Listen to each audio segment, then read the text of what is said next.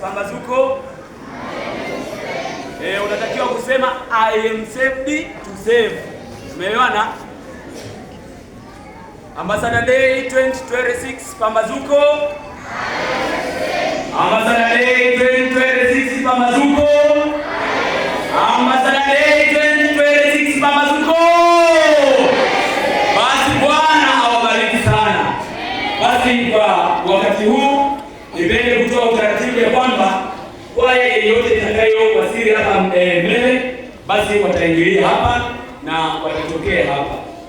Umeelewana? Basi mbele yetu tunalo somo la sadaka. Tuweni makini na mkaribisha aliyejiandaa somo la sadaka. Basi mtu wa Mungu karibu.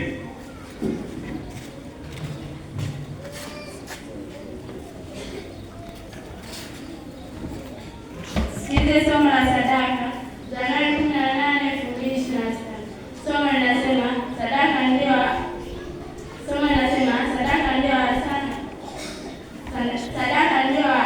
anasa yetu. Linaanza kwa kusema walikuwa jambo la ajabu kwa akili yangu changa yenye kutaka makuu na iliyotawaliwa na faida. Mke na mume walikuwa wakiendesha biashara zao kwa ajili ya Mungu. Kwa miaka mingi nilichunguza kwa kina taarifa zao za kifedha na hata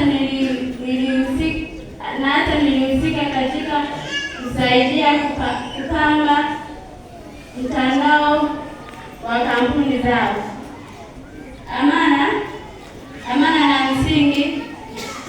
na misingi yao ili kuongeza ufanisi wa upaji wa zawadi kwa mashirika ya msaada na huduma mbalimbali za kiroho.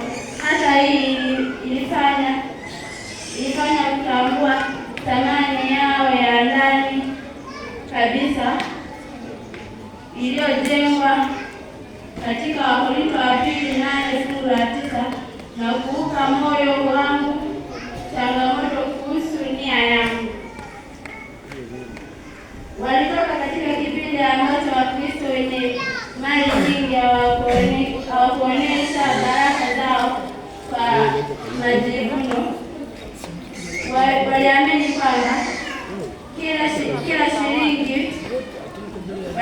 kwamba kila shilingi waliokuwa wakimiliki ilikuwa ni ya Mungu na iliwekwa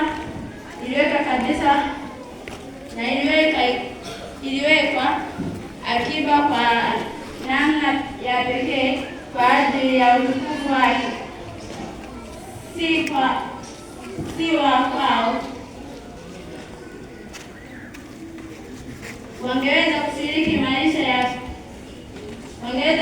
maisha ya kifahari, lakini waliishi kwa kiasi, ingawa kwa kutumia kiasi kidogo sana cha mapato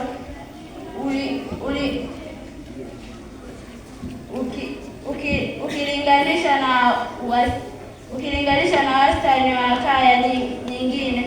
Walifanya utajiri wao usionekane kabisa kwa macho ya kawaida. Nilipomwona yule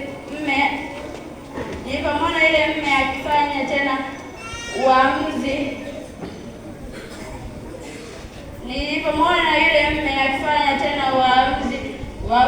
wa kujinyima zaidi usio wa lazima, wakati uchunguzi bora zaidi ungeweza kuwaleta maisha yenye furaha. Nikauliza swali, baba, kwa nini wewe na mama hamtumii zaidi kwa ajili yenu wenyewe? Kwa nini hamyafurahii maisha katika anasa? Miaka 20 baadaye, jibu lake rahisi lililobadilisha maisha bado linasikika masikioni mwangu. Sadaka ndiyo anasa yetu. Tuombe na shukrani. Tufunge macho tuombe. Baba mwema, mtakatifu, Mungu wa mbingu na nchi, masaa haya tena tunapenda kutolea zaka na dhabihu zako Baba. Wewe pamoja nasi hata ambapo hawana leo, watu hata siku nyingine wapate kutolea Baba. Nasema ni asante katika jina la Yesu. Amen.